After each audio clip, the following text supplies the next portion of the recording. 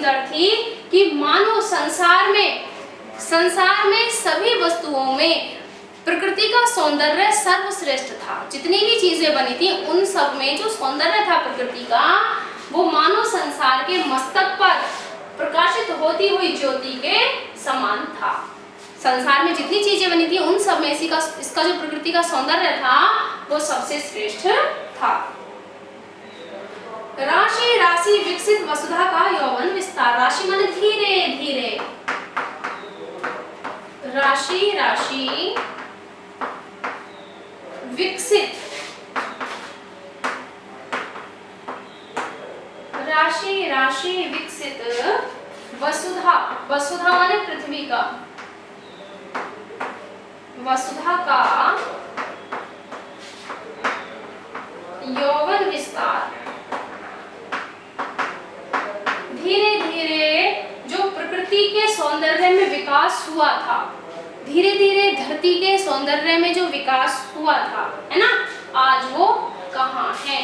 प्रश्न है ये कि धीरे धीरे धरती पर जो सौंदर्य बना होगा, झरने, नदियाँ, पेड़, पर्वत, पहाड़, ने सब कुछ जो धीरे धीरे बना था, उन सब में जो एक सौंदर्य था, वो सौंदर्य आज कहाँ है?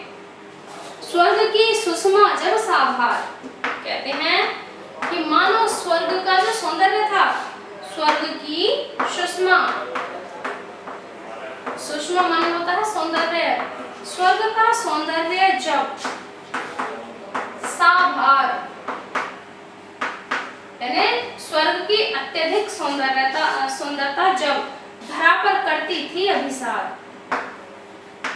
धरा पर करती थी अभिसार माने होते हैं चुपचाप मिलने के लिए जाना, ठीक है। तो मानो स्वर्ग का जो सौंदर्य था वो भी चुपचाप धरती पर धरा से मिलने आया करता था। अभिसार का मतलब होता है विचरण करना, या फिर रात्रि में मिलन के लिए जाना। तो स्वर्ग का सौंदर्य भी मानो रात्रि में चुपचाप धरती से मिलने के लिए धरती पर आया करता था, यानी रात्रि में धरती इतनी सुंदर हो जाती थी कि मानो स्वर्ग का सौंदर्य ही धरती पर बिखर जाता था। आगे देखिए, प्रसूनों के शाश्वत श्रृंगार। प्रसून माने होते हैं फूलों के, प्रसूनों के शाश्वत माने अमर, श्रृंगार,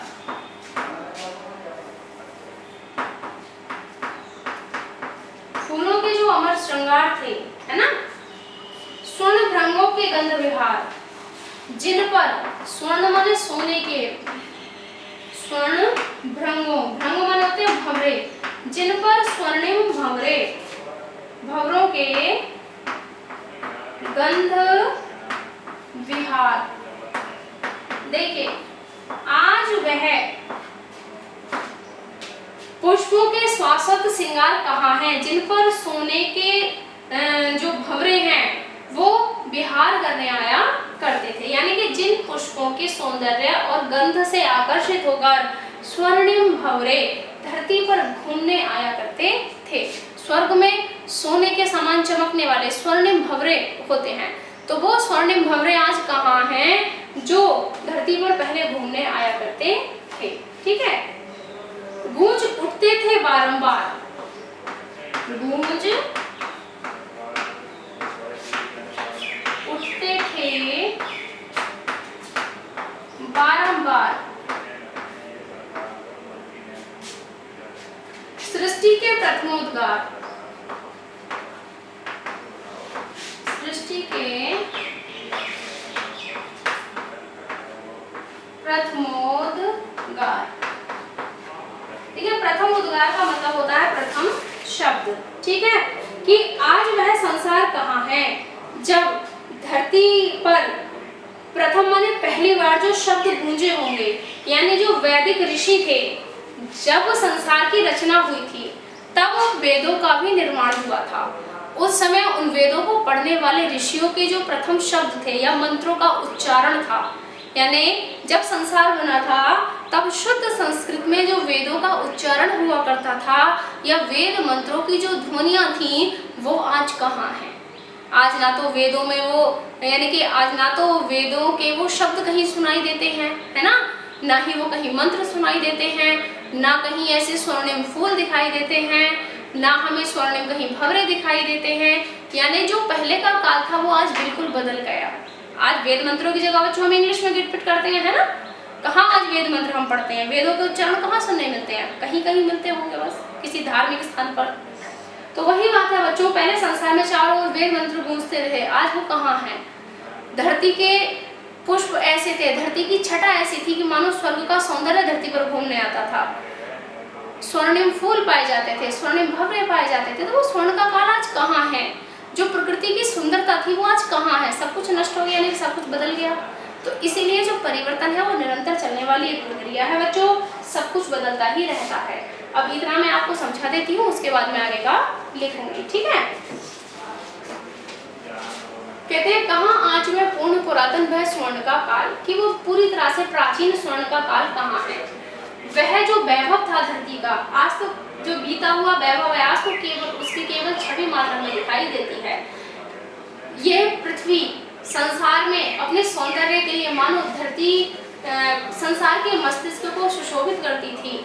राशि राशि विकसित वस्तुता का यौवन विस्तार, धीरे धीरे इस पृथ्वी के सौंदर्य का जो विस्तार हुआ था वो आज कहाँ है।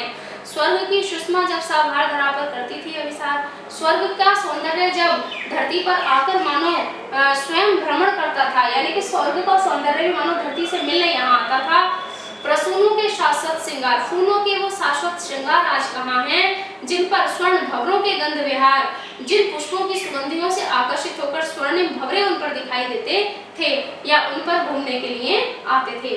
गूंज उठते थे बारंबार, जब चारों ओर गूंज उठते थे बार बार सृष्टि के प्रथम उद्गार, यानी कि वेदों के मंत्र जो उच्चारण थे, सृष्टि के प्रारंभ में जो वेद मंत्रों का उच्चारण था वो संसार में चारों ओर गूंज उठता था, वो सब आज कहाँ है। वो कोई भी चीज आज दिखाई नहीं देती, यानी कि सब कुछ परिवर्तित हो गया। इसी में अभी आगे की कुछ पंक्तियां शेष रही हैं बच्चों, मैं आपको बताऊंगी।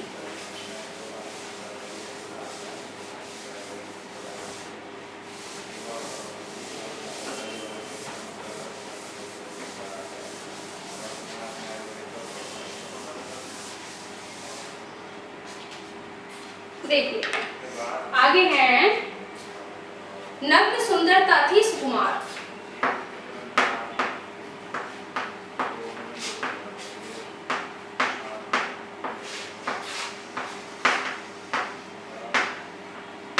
यानी कि संसार में चारों ओर वो सौंदर्य था जो भी बना हुआ था, यानी कि प्रकृति के प्रारंभ में जो सुंदरता बनी थी, जो जो चीजें जैसे जैसे बनी थी वो वैसी ही दिखाई देती थी। नग्न सौंदर्य से मतलब है कि जैसा पर्वत, पहाड़, मिट्टी, झरने, धरती, नदियां, जो भी परमात्मा ने जैसा बनाया था सृष्टि के प्रारंभ में वो वैसा ही सुकुमार हमें दिखाई देता था।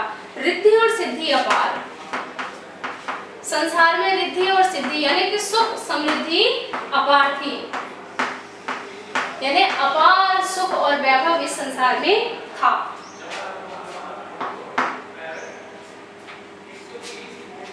अय विश्व का स्वर्ण स्वप्न, अरे अय माने अय, विश्व का स्वर्ण स्वप्न, कहते हैं वो सुंदरता विश्व की आज केवल एक स्वप्न के समान हमारे लिए रह गई है। संस्कृति का प्रथम प्रभात, वो संसार का प्रथम प्रभात, संस्कृति का प्रथम प्रभात, वो संसार का जो पहला सवेरा था, वो संसार का जो स्वर्णिम प्रथम सवेरा था, कहाँ वह सत्य,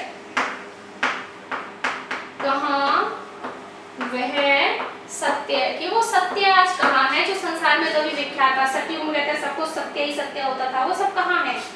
वेद विख्यात, जो वेदों में विख्यात था सत्य, वो आज कहाँ है। आज तो चारों ओर बच्चों देखते हैं हम झूठ का ही बोल वाला है, कहते हैं ना। तो जो वेदों में विख्यात था सत्य वो आज कहाँ है। दुरित, दुरित माने होती है कठिनाइयां, दैन्य दीनता या गरीबी, दुरित दुख यानी गरीबी, दुख और दैन्य माने दीनता। न थे जब ज्ञात, न थे जब ज्ञात। देखिए संसार जब बना ही बना था तो मनुष्य के अंदर इतना दिखावा नहीं होता था, प्राकृतिक वस्तुओं पर ही आधारित होकर मनुष्य जीवन बिताता था। तो कहते हैं जब मनुष्य को कठिनाइयां, दुख, दीनता ये सारी बातें पता नहीं थी, है ना, अपरिचित जरा मरण भूप्रात, मनुष्य क्या था, अपरिचित था। अपरिचित जरा, जरा माने होता है बुढ़ापा, मरण माने होती है मृत्यु।